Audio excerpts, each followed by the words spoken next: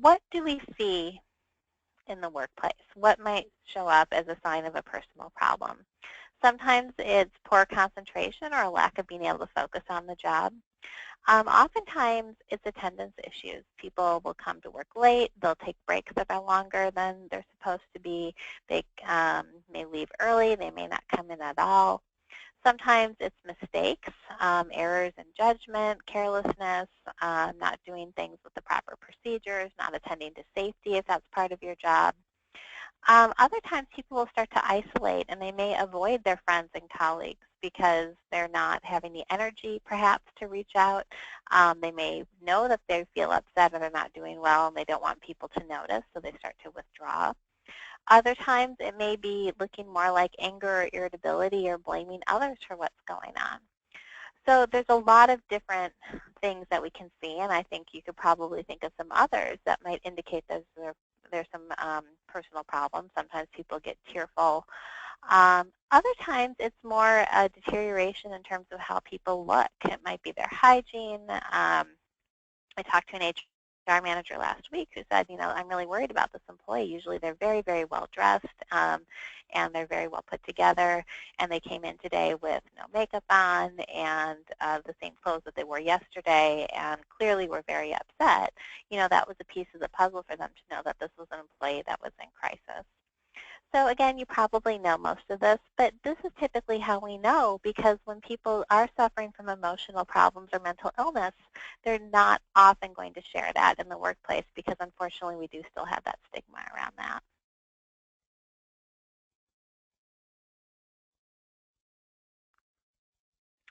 So as we talk about intervening, I just want to repeat that this is not psychotherapy, and we're not asking you to be mental health counselors, and it's certainly not a substitute for traditional mental health services.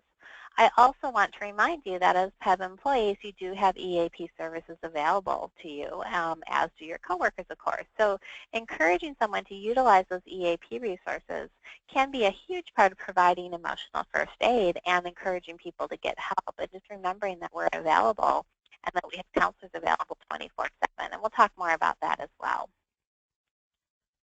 Whoops, I skipped a slide here. So our second poll question is, I'm curious, we've got a little bit over 100 people with us today, and I'm wondering how many of you have ever helped someone in emotional crisis at work. So you can go ahead and respond to that, yes, no, or maybe you think so, but you're not sure.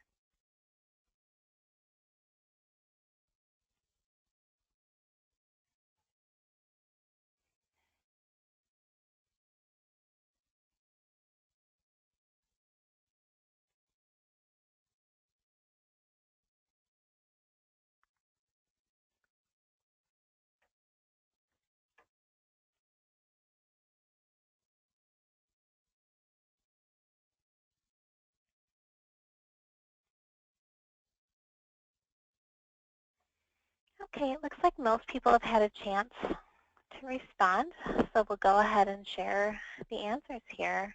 And it looks like almost 70% of you say yes, that you have helped someone in emotional crisis, and another 21% say not sure. So that's not really surprising, but it is a very interesting number that most of you have dealt with a situation before where you've assisted someone who is having an emotional crisis. So this is not going to be completely new to you. And for those of you who aren't sure, as we talk about this, maybe you'll realize that, yes, I have helped someone, or I've tried to help someone in one of these situations. So let's talk about what we mean by crisis. Crisis is a blanket term that really covers most types of emotional distress. And what's important to know that this can really mean a lot of different things and can be experienced and expressed in a number of ways. So for example, sometimes if someone has an argument with a friend or a supervisor gives them some corrective feedback, that can be a crisis. For other people, it's feeling suicidal or even having a psychotic break. So I want to start here because this is important. And it's important on a biological level. When we experience stress as human beings, we have a system in our brain that responds to that. And as our stress response, you may have heard of the fight, flight, or freeze response. And I don't want to go too far into the neurobiology of that. But what's important is that response is triggered by stress or crisis. And our bodies don't do a great job differentiating if this is the stress of a flat tire or the stress of a terminal cancer diagnosis. Our body has that reaction where we are flooded with emotion, we're flooded with adrenaline, we tense up, our pupils dilate, our heart rate increases, and we're in that crisis mode. And the precipitating event may be very different for very different people, but it's something that we all experience. And what's important to know from an intervention standpoint is that precipitating event doesn't really matter. If someone is experiencing a crisis, then for that person in that moment, that's a crisis. And again, you're going to see the response probably be pretty similar. But the other thing that's important is I said fight, flight, or freeze. And some people under those crisis situations will go into the freeze mode where they shut down.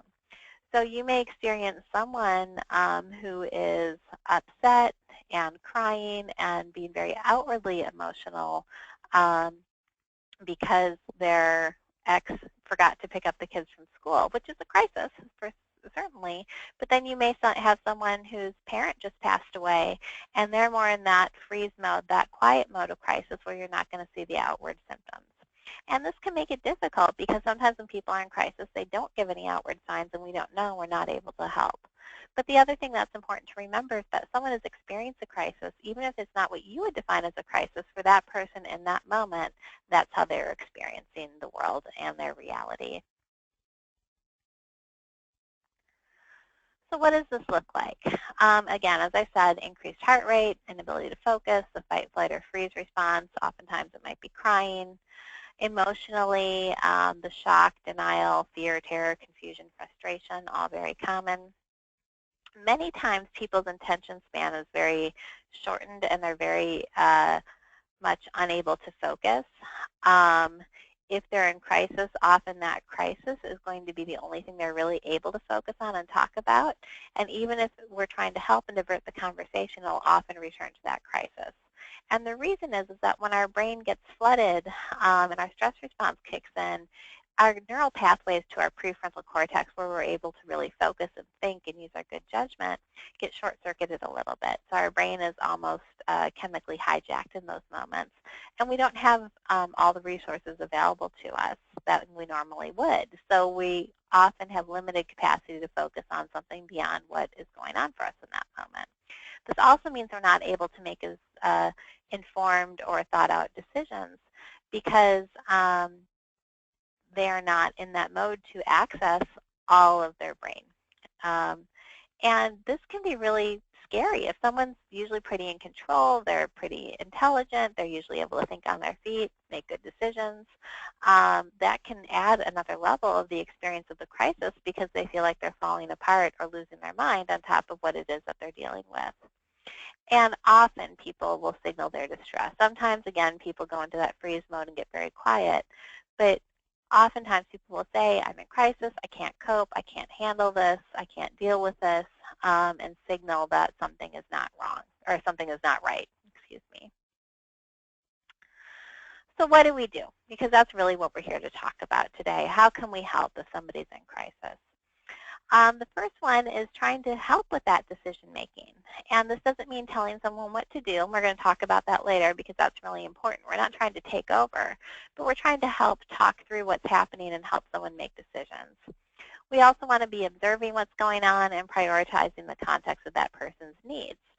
So typically what we recommend is, again, in an emotional first aid situation, is this an urgent concern? Is it a priority, or is this routine?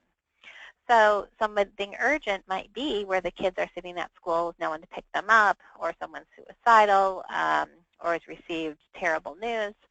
A priority situation might be that, some action needs to be taken. They're going to repossess my car if I don't figure this out by the end of the day. Or, I've just got this feedback that I'm going to lose my job. Those are things that are certainly very important, but it's not at the level of urgency where there's threat of harm to self or others or danger of losing a safe situation, housing, that sort of thing. And routine might be that someone's upset because they, had an argument with a friend, or correction by the supervisor, or, you know, plans fell through. Again, can be a crisis, but isn't necessarily a safety concern or even something that can be fixed in that moment. So that's, as we frame our crisis response, how we tend to look at it. So to start out with, I want to share a quote with you. And this is from Maya Angelou. She was an American poet, passed away a few years ago, but just a very, very wise person. And one of the things she said was, I've learned that people will forget what you said, people will forget what you did, but people will never forget how you made them feel. And especially when we're talking about intervention and emotional first aid, this is really important. When people are in that flooded fight or flight mode, oftentimes they don't remember a lot of what happened, but they remember who was there to support them and whether or not people cared about what was going on. So when I say just being there is a good place to start, what I mean is being there with an open mind and an open heart and a willingness to sincerely try to help. And if we can do that, we're not going to go too far awry. And I'm going to talk about specific skills, particularly with suicidal ideation, some things to do and not do. But really, the most important thing is that connection you make with that human being who's hurting and in pain. And that's what really we want to get across, is that oftentimes, especially in the workplace, what we see at the EAP is not people who don't care, not people who don't want to help, but people who are so anxious about doing the wrong thing that, again, they don't do anything, they turn away, and it ends up increasing the isolation. So our next poll question, as we start to talk about suicide and suicidal assessment, do you think that it's true or false that asking someone if they're thinking about killing themselves might put a bad idea into their head? It might give them the idea to kill themselves.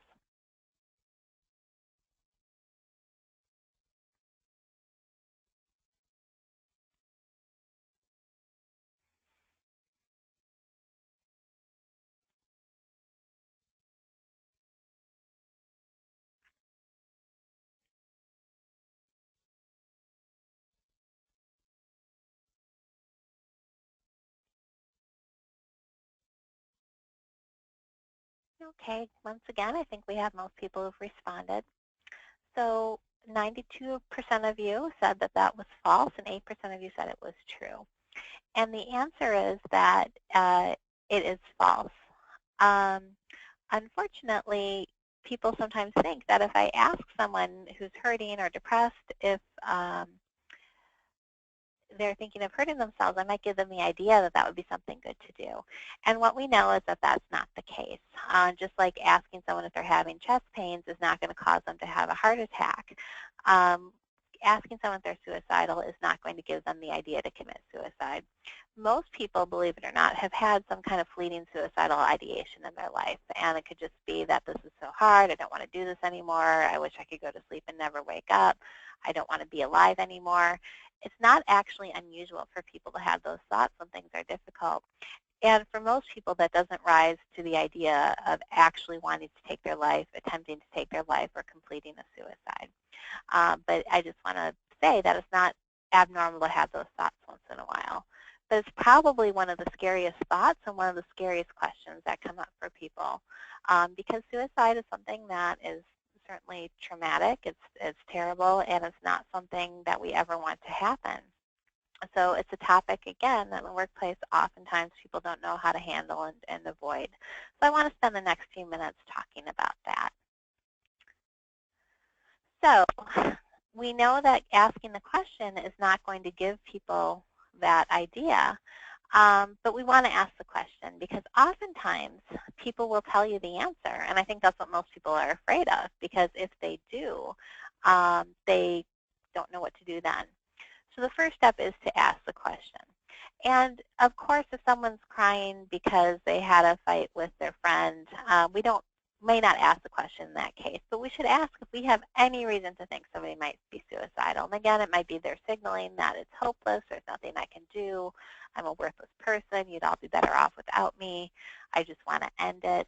Those types of statements should be a cue that we need to be asking the question. Now, we also want to look at the timing of asking this question. So if we recognize that there could be a threat there, we want to ask that question immediately. Are you thinking of killing yourself? Are you talking about killing yourself? And I prefer to use the word killing yourself or committing suicide and not hurting yourself. And the reason for this is sometimes people may be thinking, well, yeah, but I'm just going to take some pills and go to sleep. It's not going to hurt. So it's important to be specific in that language, and oftentimes people aren't because, again, it's such an uncomfortable question to ask. Recognizing that it's uncomfortable is a vital question to ask if we suspect there might be a safety issue. Now, it is important, especially in the workplace, to make sure that there's privacy and that you are going to make time to talk about it. This is not a question you want to say, are you thinking about killing yourself? Okay, I've got a meeting. We need to make sure that we're making time. If there's ever a situation where it's vital to do that is if we're worried about somebody's safety. And of course, as I said earlier, the EAP is always a great resource. You always can call us. You can get consultation. You can put someone on the phone with us if they're suicidal. But before doing that, you need to have that conversation. And oftentimes in those situations, because many people who are not trained mental health professionals, actually most people, have no idea how to have that conversation, and we want to finish it as quickly as possible. But it's important to have that closure and to say, I'm going to put you on now with the EAP counselor, assuming they agree to that. I just want you to know I'm really glad you told me what's going on. I want to make sure you have help. Come talk to me after you're done, and make sure that you kind of have that warm handoff.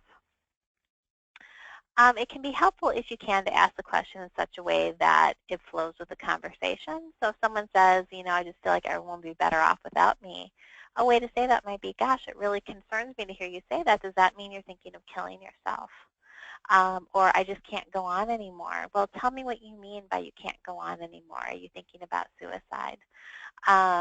So not that we're putting a halt to the conversation and the sirens are going off and you said the wrong words here, so I can't talk to you anymore.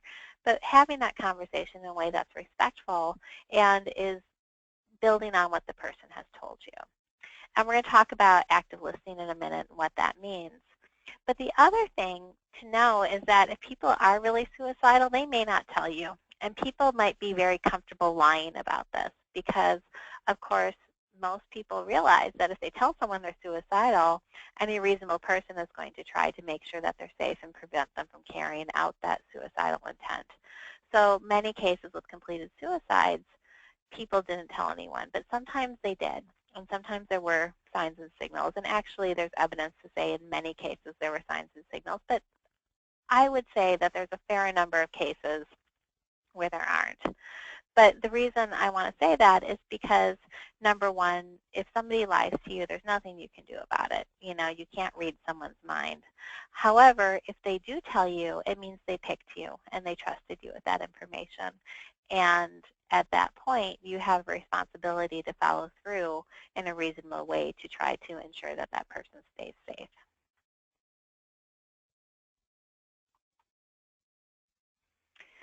So again, just like we prioritize crisis, in the mental health where we prioritize suicidal risk. And there's low, moderate, and high levels of risk. And again, you're not expected to be professional assessors. And really, my best advice on this is if you think there's any level of risk there, you need to get some help. You need to get some consultation. You need to call the EAP. You need to, if you're in the workplace, you may need to talk to a supervisor or HR. You don't have to make that decision on your own. And really, if there's risk at all, it's important to make sure that you're getting some help with some further consultation. So anything from no risk up, you need to be looking at that. And no risk would be is that if you ask that question, are you thinking of killing yourself? And the person responds, oh, no, that's not what I meant. I'm just so exhausted. Or, oh, no, I know I'll work this through. I've got good support. Now, again, they may not be telling you the truth, but based on what they tell you, that they are sending a clear message to you that they are not suicidal in that moment. So there are some things that are not super helpful to say when we're trying to support someone, and I'm going to go through those. Now, these are not absolutes. There may be times when any of these, well, perhaps some of these might be appropriate.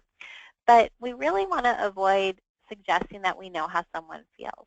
And even someone shares that they suffer from depression or anxiety, and you have that same depression or anxiety or that same diagnosis, that doesn't mean that you know how they feel in that moment. And we want to be careful about that. So we could say something instead like, I can see you're really struggling right now, or I can imagine this must be really hard for you, or tell me more about how you're feeling. But saying, I know how you feel, can be a little bit of a barrier because we may or may not know how someone feels. We also don't want to suggest that someone's overreacting. And as I said earlier, crisis means different things for different people. And in our mind, it may be an overreaction, but that's not going to be helpful in terms of providing support. We certainly don't want to say that someone should snap out of it. I think they even use that term in the video. When someone has a mental illness, we don't tell them to snap out of it because it's not something that's in their control. Just like you wouldn't say someone with a broken leg, oh, knock it off, just snap out of it and start running again. But often with the hidden conditions, we, again, only see the outward signs, which don't necessarily reflect what might be underlying that. And certainly we don't want to do anything to belittle a person's sense of independence, competence, and self-empowerment. And really what that means is implying that they don't have the ability to take care of themselves, the ability to make decisions for themselves, the ability to participate in their care. And they call it rescue or trap because you don't want to swoop in and say, I'm going to take care of you from now on. You don't need to think about anything else. We're going to get this all, fixed for you. We certainly want to say, I want to help you. I want to get you through this. We need to talk about what your options are. But we don't want to make people feel like they're not participating in what's happening for them or their own care. We want to be cautious with phrases such as you're lucky that. And I'm going to show you another video in a few minutes about empathy. But Brene Brown, the presenter in that, talks about silver lining someone's experience. When somebody is hurting, it can be really tempting to say, well, let's look at the bright side. Let's focus on the positive piece. And what we find is that's not super helpful for people in crisis because it sounds like you're dismissing what's hurting them in that moment. Same as if you'll get over it, it will just take a little time. And unfortunately, there are things in life that people do not get over. And there are things that we get over, but it takes a lot of time. But saying you'll get over it is not being with that person and responding to them in that moment where they're not over it. They're very much in it. I've already said, I know how you feel, the dangers of saying that. Everything will be all right, don't worry. And I hear this all the time. And we want things to be all right, but the reality is sometimes in life things are not going to be all right. And things may get worse. And we don't know what's going to happen. So we don't want to say something that the person's going to know to be untrue because, again, that diminishes trust. Why didn't you? Maybe a valid question, but it's also a very blaming question. It implies that the person should have done something differently or there was another option, and if they had taken that option, they wouldn't be in the situation they're in now. Again, that may be true, but it's not really helpful in providing support. And then the I think you should, that advice giving, may be really good advice. And saying something like, I think you should take a deep breath, or I think you should have a seat, or I think you should come into the conference room with me where we have some privacy to talk. Those may be all very appropriate things to say. But in terms of telling people what to do, I think you should leave your marriage. I think you should stop taking that medication. Those types of you shoulds can be very, very dangerous and certainly drive disconnection rather than connection because, again, it's implying that somebody's not doing the right thing. So what to do? We're going to talk about empathy a little bit more in a minute, but do your best to be calm and reassuring. Even if on the inside you're thinking, oh no, I think this person might be suicidal or they're crying, I don't know what to do. On the outside, try to have that calm and reassuring demeanor, but also be sincere. It's okay to say, I'm really concerned about you right now, or I really feel like we need to talk further about this because you looks like you feel very upset right now. Certainly let them know you're taking them seriously and validate their feelings. Even if you don't agree with what they're feeling, recognizing that in their world at that moment, that's their experience. And it's important for them to know that you understand what they're feeling. And then let them know help is available and get help. And in the workplace, again, through PEB, you have the EAP available, so help is always available 24/7. And we'll talk about that a little bit more too, but it's important to get that help. So how? How do we get help? So we have Timmy drowning saying, Lassie, get help, and you see Lassie at the psychiatrist's office. How do you get help? How do we do this? So some things that we can say in terms of having that initial consultation. The first one, we have to be careful. It seems like you're doing a great job dealing with the situation. Now, you only want to say that if there's something that you see them doing a great job dealing with. You know, somebody tells you they've been struggling for years and they're holding everything together, they're taking care of their elderly parent. That'd be a great thing to say. It seems like you've worked so hard, you've been doing such a good job, and it's just really hard right now for you. But if somebody says, I just lost it last night and I went and gambled away my paycheck and did a whole lot of cocaine, that might not be the best response in that situation. So you want to make sure you're being sincere with that. But probably the most important message is you're not alone, and it's okay to ask others for help and support. And I'm so glad you told me what was going on. And it's okay to be feeling sad. It's okay to be feeling anxious. It's okay to be feeling hopeless. You're not going crazy. All of those can be really, really important messages. And even as counselors, when we do come out to work sites and talk to people, these are the main messages that we're trying to give, is to know that this human experience that we all have, sometimes it's really hard. And if you're struggling with mental illness, you may be having a much harder time than those around you, or perceiving that you're having a harder time. But it's okay. Whatever you're feeling in that moment, it's okay. You're not going crazy. If you need help, we'll get you help, but you're not alone in this. And if you take away anything today, I hope the message on the slide is something that you can remember, because this is really at the bottom of everything that we're saying. If someone had fallen and broken their arm, we would take care of them. We would do what we needed to do to get them the help that they needed. So we have a question. Do you have any other helpful phrase to show empathy and be reassuring? And we're going to watch a video that's about 3 minutes long in about 2 minutes. So I'm going to put that question in the parking lot for just a minute, and we'll come back to that because that's a great question. But I want to talk a little bit more about empathy as a concept, and then we'll get to our video here. So what empathy means is understanding what another person is experiencing. And sometimes we talk about it as the ability to put ourselves in someone else's shoes. Now, it doesn't mean that you have to take on their emotions. So if someone's sad, you don't have to get sad with them. If they're angry, you don't have to get angry with them. You don't even need to agree with them. So maybe someone's been talked to by their supervisor and you feel like that feedback was really appropriate, but they're really upset. You don't have to agree, but you can say, I see that you're really upset. One way that you can express empathy is to reflect back what they're saying and to say, they say, I'm so mad right now, and say, yeah, I can tell you're really angry, you're really upset.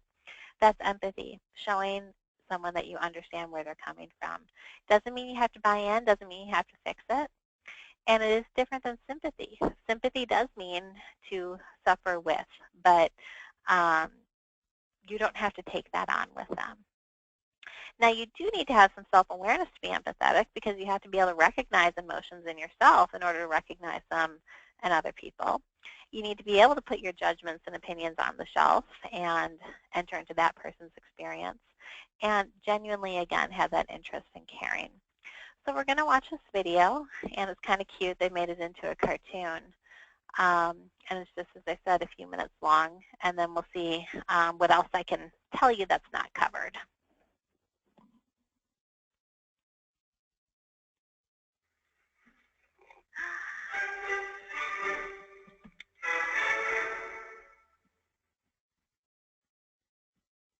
So what is empathy, and why is it very different than sympathy? Empathy fuels connection. Sympathy drives disconnection. Empathy, it's very interesting. Teresa Wiseman is a nursing scholar who studied professions, very diverse professions where empathy is relevant, and came up with 4 qualities of empathy. Perspective taking, the ability to take the perspective of another person or recognize their perspective as their truth. Staying out of judgment, not easy when you enjoy it as much as most of us do. Recognizing emotion in other people and then communicating that. Empathy is feeling with people. And to me, I always think of empathy as this kind of sacred space when someone's kind of in a deep hole and they shout out from the bottom and they say, I'm stuck, it's dark, I'm overwhelmed. And then we look and we say, hey, I'm down. I know what it's like down here, and you're not alone. Sympathy is, ooh, it's bad, no, you want a sandwich? Empathy is a choice, and it's a vulnerable choice, because in order to connect with you, I have to connect with something in myself that knows that feeling. Rarely, if ever, does an empathic response begin with at least. And we do it all the time, because you know what? Someone just shared something with us that's incredibly painful, and we're trying to silver lining it. I don't think that's a verb, but I'm using it as one. We're trying to put the silver lining around it. So I had a miscarriage. Oh, at least you know you can get pregnant. I think my marriage is falling apart. At least you have a marriage. John's getting kicked out of school. At least Sarah is an A student. But one of the things we do sometimes in the face of very difficult conversations is we try to make things better. If I share something with you that's very difficult, I'd rather you say, I don't even know what to say right now, I'm just so glad you told me. Because the truth is, rarely can a response make something better. What makes something better is connection. Okay, so hopefully that was helpful. But, oh my goodness, okay. So, but I do think what's important about empathy in that response is just to say, thank you for telling me, I'm so glad you shared, and reflecting that back that emotion, because you're not going to fix it. And that's not the goal of empathy. Again, the goal of empathy is to really promote the idea that you're there with someone and that you care. And responding to crisis doesn't always mean that we fix it. It's letting people know that they're not alone. And when we look at what causes people in this world to feel suicidal, many times it's that sense of hopelessness, but also of not belonging and not feeling that people understand them or care about them. So if someone is sharing that they're very upset or suicidal, some things to not do there is don't act shocked. Even if you are shocked, that is, again, going to drive that disconnection. Try not to become angry or frustrated with the person. If you're concerned about safety, do not leave them alone. And be careful about agreeing to keep secrets, especially in the workplace. If somebody tells you that they or someone else are unsafe or there's something going on, you know, if someone says, can you keep a secret, you need to maybe give them the limits of what you're willing to keep secret. Because if someone tells you that they're thinking about harming themselves or someone else, that's not anything we can ever keep secret. But if you've agreed to it, then you're going to be breaking trust when you're not able to keep that promise. If someone's suicidal, don't ever try to talk them out of it logically. What we know, again, is that people are so overwhelmed by that emotional piece. They're not thinking logically in that moment. And it's difficult because for some, suicide is a very methodical, thought-out decision, but other people just are caught up on that wave of emotion. And what we need to do in those situations is keep people safe until that wave passes, which it usually will within about 48 hours. Don't say to someone that they cannot kill themselves because, you know, first of all, they can, and it can almost be a dare. You know, you can't do that. Well, you know, watch me. Those are the risks we run with that kind of language. And don't remain the only person who's providing help. I can't stress this enough. Call us, call someone, get some help. Also, you don't want to say that the person doesn't mean that. And I hear people say that too, oh, well, you don't really mean that. You're just upset. You'll feel better. Get some rest. You're not thinking clearly right now. Now, that last one may or may not be true, but we don't want to dismiss someone's distress, whether they're suicidal or not, by saying they'll feel better in a day or two. Empathy really means joining with that person where they are in that moment. Okay. So I'm not going to spend a lot of time on this as we come to the end of our time here. I want to leave a little time for questions. But I think probably most people are aware that listening is not waiting for your turn to talk. It's being patient and really focusing on what the other person is saying and asking clarifying questions. And I just do want to point out that we have uploaded the slides for this training so that you have access to those as a takeaway as well. I probably won't be reading everything on the following slides, but you will have these to look at later. And if you have any questions, you're always welcome to give us a call.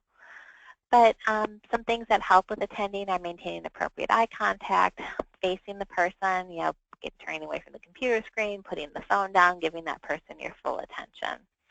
And sometimes it can be helpful to nod, to use what we call nonverbal encouragers, such as or okay, or those are the verbal encouragers, sorry, but nodding, maybe gesturing with your hands to continue, that sort of thing can be helpful.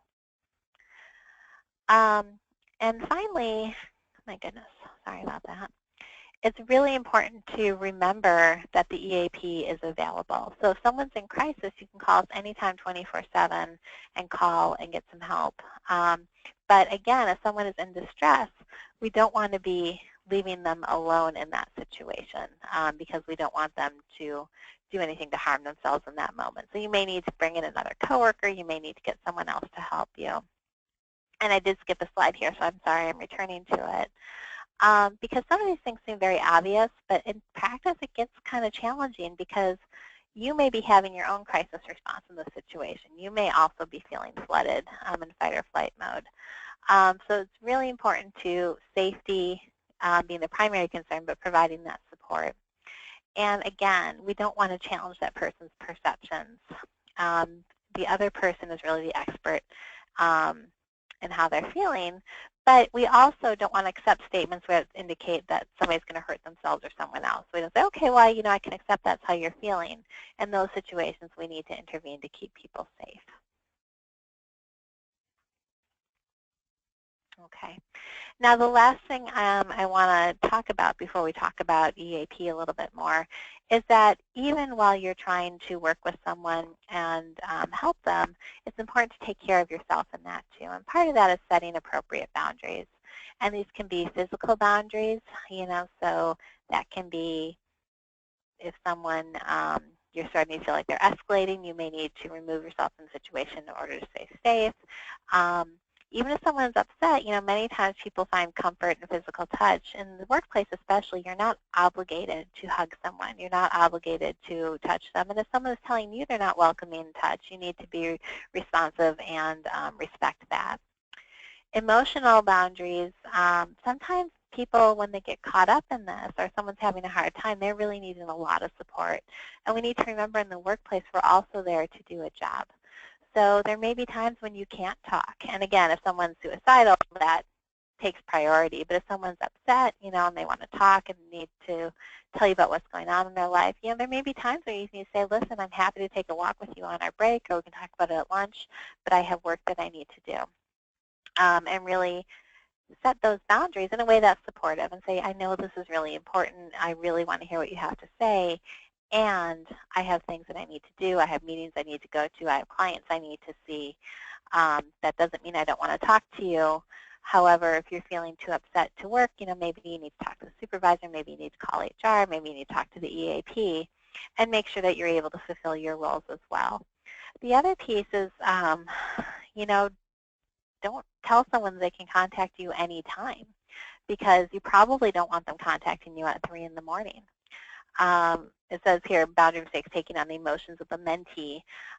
This might be a coworker, it might be someone you mentor, it might be a supervisor, it might be a supervisee. But whoever that is, again, we are not required to take on their emotions. So it's okay to have those boundaries and say, I can see that you're really upset, and tell me about it, talk to me what's going on.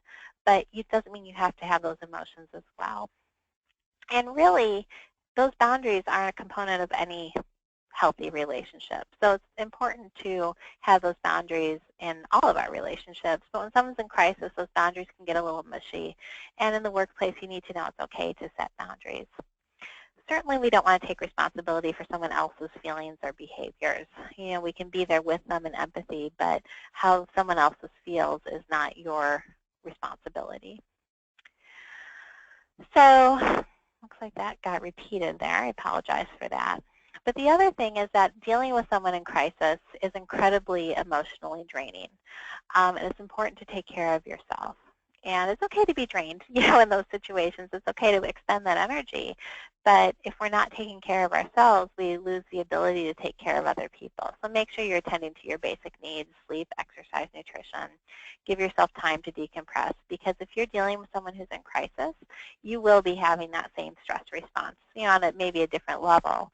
And it's important to let your body recover from that, maybe take a walk, make sure you're eating, make sure you're resting, making sure you have support for yourself, and again, setting those boundaries. So we're almost at the end of our content here. I do want to talk about the EAP, but before I do that, I'm curious, after hearing this information for the past 50 minutes or so, if you feel like you might be better able to help someone in emotional crisis. So yes, no, or I won't know until it happens.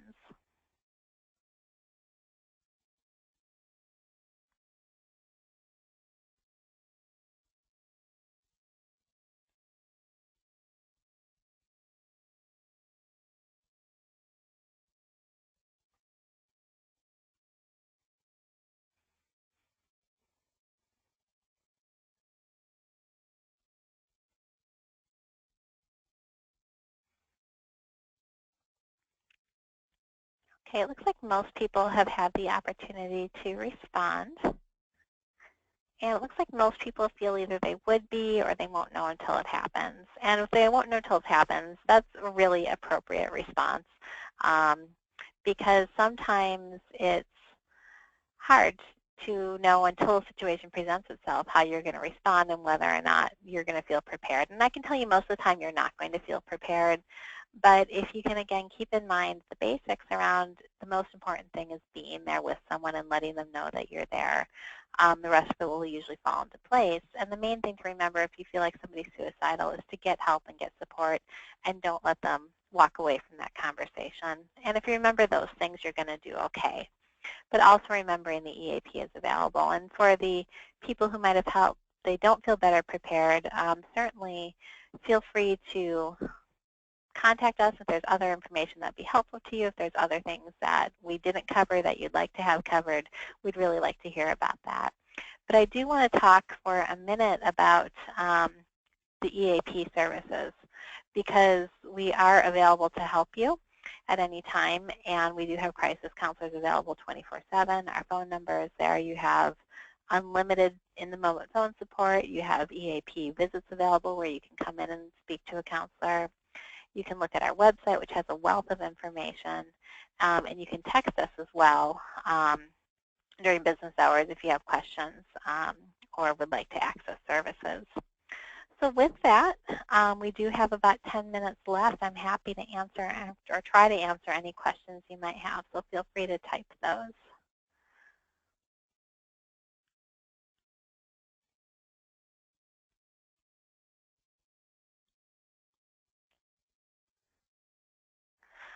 Again, there was questions about access to the slides.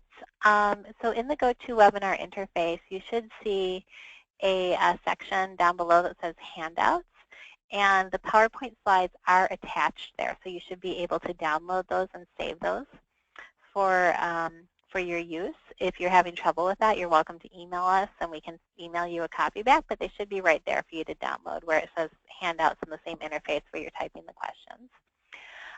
Somebody had asked what kind of things can you text the EAP, which is a great question. We don't do therapy over the text. Now, we do offer what we call our e-support, so if you'd like to access counseling through that type of medium, we can set that up for you. But with the text, you can text us about general questions about your benefits. We can actually set up services over the text. So if you wanted to schedule an appointment, if you don't feel like you have privacy to make that call, we can set it up that way. You can also get online and access us through the web chat. It's the same program on our end. You can ask about resources. You can set up legal and financial consultations.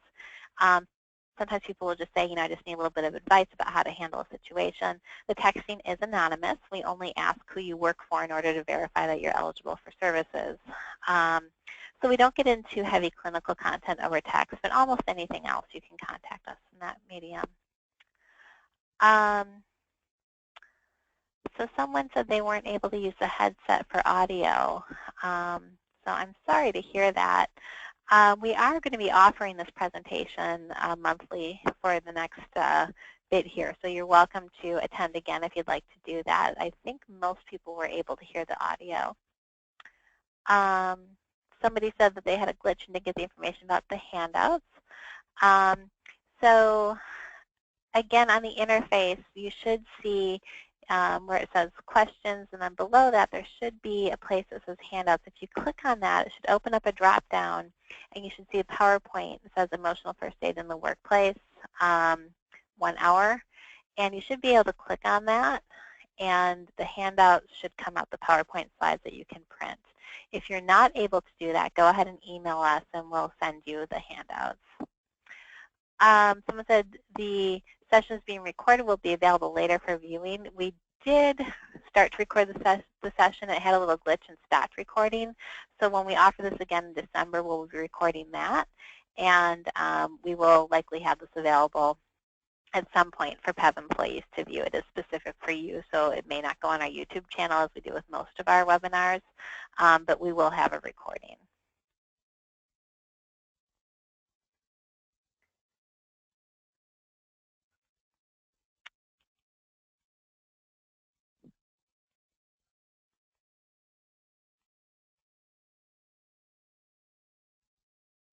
Okay, so waiting to see if there's any other questions. I do want to thank you for attending today.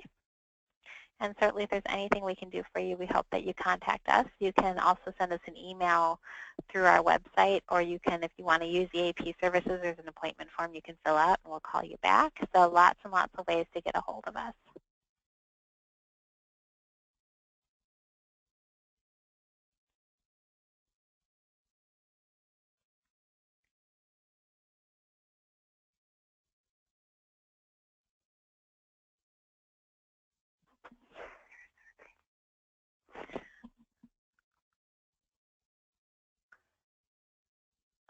Okay, so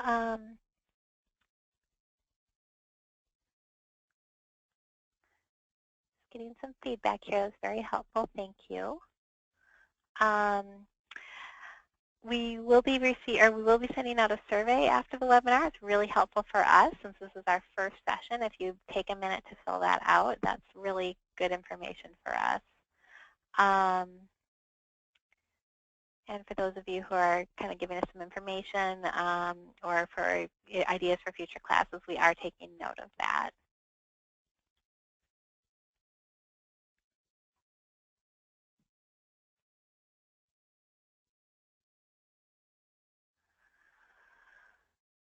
Okay, well, again, thank you all for being here, and I hope you enjoy the rest of your day.